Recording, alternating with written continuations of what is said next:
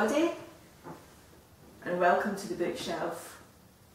Now, the book that we're taking from the bookshelf today is this one, Thomas and His Best Friend, and I'm reading this especially for Oliver.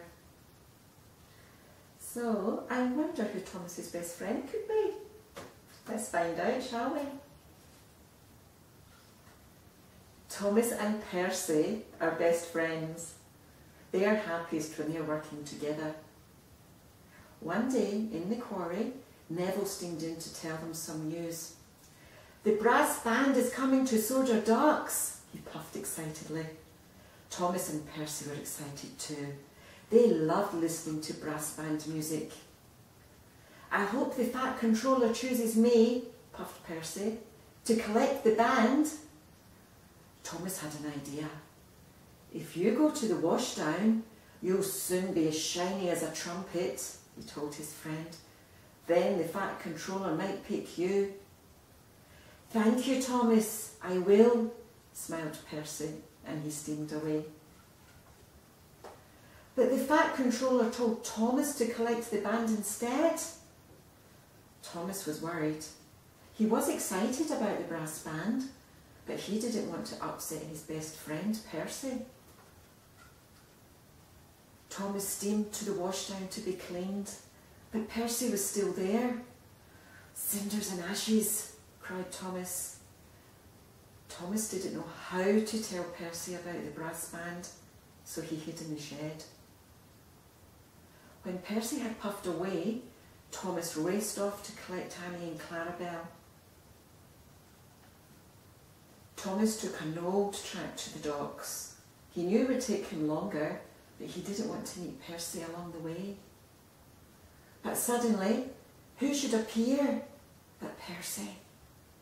Thomas hid again, this time behind Duck's train of trucks. By the time Thomas steamed into the docks, he was late.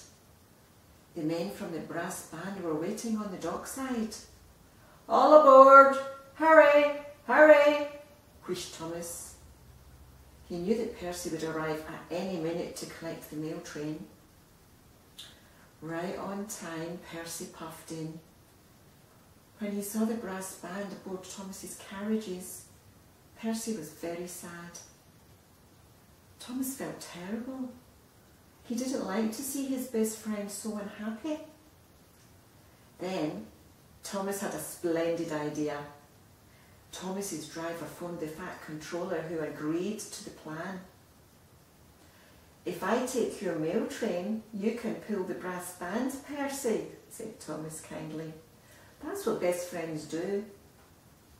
Percy was so happy that he beamed from buffer to buffer.